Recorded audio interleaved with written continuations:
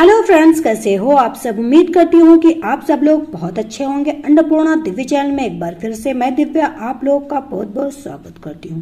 दोस्तों, आज की वीडियो हम लोग एक सास बहू की कहानी को सुनेंगे। उम्मीद है कि ये कहानी आप लोगों को जरूर पसंद आएगी। कहानी थोड़ी सी भी पसंद आए तो वीडियो को लाइक शेयर कीजिएगा। चैनल पे पहली बार विजिट कर रहे हैं तो अन्नपूर्णा दिव्य चैनल को सब्सक्राइब कीजिएगा और इस कहानी को ज्यादा से ज्यादा शेयर कीजिएगा। तो चलिए फिर शुरू करते हैं। अब ससुराल जा रही हो बेटा, वहाँ कुछ भी मायके जैसा नहीं मिलेगा। बहुत सोच समझ कर चलना, वहाँ जल्दी उठना और सबका ध्यान रखना, समझी। और अपने सास ससुर को अपने ही माँ बाप समझ। विदाई से पहले निशी जी अपनी बेटी काशवी को समझाते हुए बोलती, जी मम्मा। कहने को तो काशवी ने बोल दिया, पर मन ही मन सोचने लगी, जब सास ससुर मुझे बेटी समझेंगे तभी तो मैं उन्हें माँ बाप समझूंगी। खैर न माको से काशवी ने विदाई ली और रोते हुए उसके माता पिता ने उसे विदाई। काशवी बार बार अपने उस घर आंगन को देख रही थी जो अब उसके लिए पराया हो चला था। ससुराल में उसका स्वागत बहुत अच्छे से हुआ। घर में सास ससुर और पति कार्तिक थे। 2 दिन विवाह की रस्मों में बीत गए और वो फिर अपने पति कार्तिक के साथ कश्मीर की हसीन वादियों में निकल गई, अपने नए रिश्ते की बुनियाद मजबूत करने। वहाँ 1 हफ्ता बिताकर दोनों वापस आ गए। मम्मी जी मुझे माफ करना, उठने में देर हो गई। अगली सुबह काशवी उठकर आई तो उसकी सास माला जी को रसोई में लगा देखकर बोली, कोई बात नहीं, ये लो चाय पियो। और ये कैसी पहनी है, तुम्हें नहीं आती पहनी तो सीख लो, वरना मत पहनो, कोई जरूरी तो नहीं। माला जी बोली। वो मम्मी जी।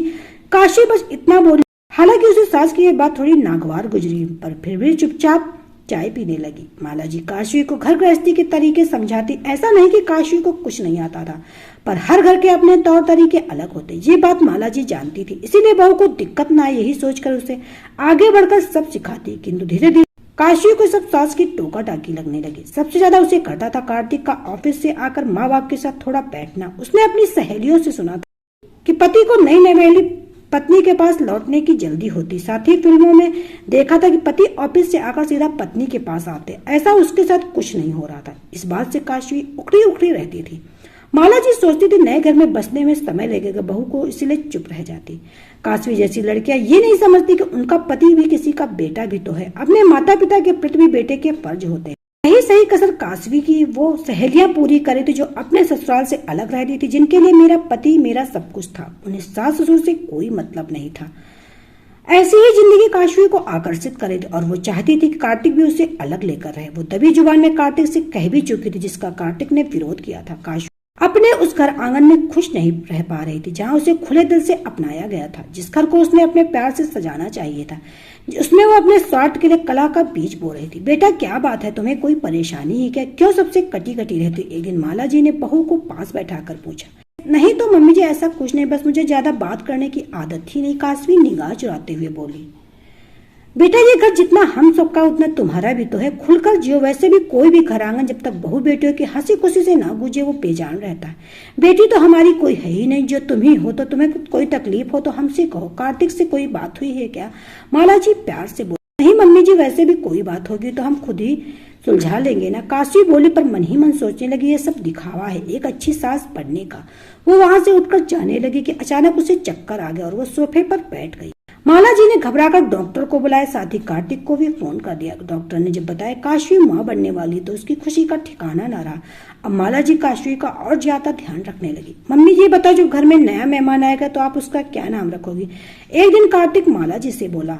बेटा मैं तो उसका नाम कृष्णा रखूंगी। माला जी मुस्कुराते हुए बोली, जिससे सुन काशवी के मन में एक बात घर कर गई कि मेरी सास को बेटा चाहिए और अगर बेटी तो वो मेरा जीना मुहाल कर देंगी। साथ ही उसने सोचा जो ये सब देखभाल करे वो मेरे लिए नहीं, पोते के लिए कर रहे। खैर वक्त बीता और काशवी ने एक प्यारी सी बेटी को जन्म दिया। कितनी प्यारी है, धन्यवाद बेटा मुझे दादी बनाने के लिए। माला जी पोती को गोद में लेकर काशवी से बोले। हाँ माला, सच में बहुत प्यारी है, लगता है ईश्वर ने तुम्हारी बेटी की चाह पूरी कर दी, पति रजत जी बोले। पर मम्मी जी आपको तो पोता चाहिए था, काशवी अचानक से बोल उठी। क्या ये तुमसे किसने कहा कि मुझे पोता चाहिए, माला जी हैरानी से बोली। वो उस दिन आप कार्तिक से कह रही थी कि आप आने वाले बच्चे का नाम कृष्णा रखेंगी, वो मैंने सुन लिया था, काशवी धीरे से बोली। पगली, क्या लड़की का नाम कृष्णा नहीं होता है, माला जी प्यार से बोली। हाँ बहू, तुम्हारी सास को एक बेटी की बहुत चाह थी और इसने तो पहले से उसका नाम कृष्णा सोचा था, पर किन्हीं कारणों से दोबारा माँ नहीं बन पाई, इसलिए तब से पोती के रूप में बेटी के ख्वाब सजा रहे थे, जो आज पूरा हुआ, रजत जी बोले। हाँ, और अब तुम बस आराम करोगे, अपनी कृष्णा की सारी जिम्मेदारी मैं उठाऊंगी, उसको नहलाने से लेकर सुलाने तक, समझी तुम। बहू का माथा चूमती माला जी बोली।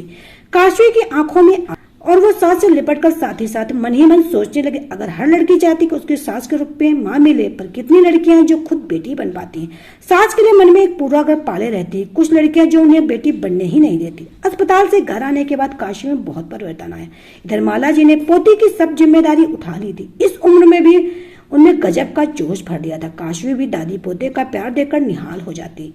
जो घर आंगन कल तक काशी के मन पर पड़ी धूल के कारण सुना सुना रहता था, वो अब धूल हटते ही बच्ची की किलकारी और सास बहू की हंसी से गूंज उठा। तो दोस्तों, ये छोटी सी कहानी आपको कैसी लगी हमें कमेंट सेक्शन में जरूर बताइएगा। उम्मीद है कि जरूर पसंद आई होगी। कहानी थोड़ी सी भी पसंद आए तो वीडियो को लाइक शेयर कीजिएगा। चैनल पे पहली बार विजिट कराएं तो अन्नपूर्णा दिव्य चैनल को सब्सक्राइब कीजिएगा और इस कहानी को ज्यादा से ज्यादा शेयर कीजिएगा। तो चलिए फिर मिलते हैं नई कहानी के साथ नए वीडियो में। तब तक के लिए bye bye. Subscribe now and press the bell icon. Never miss an update.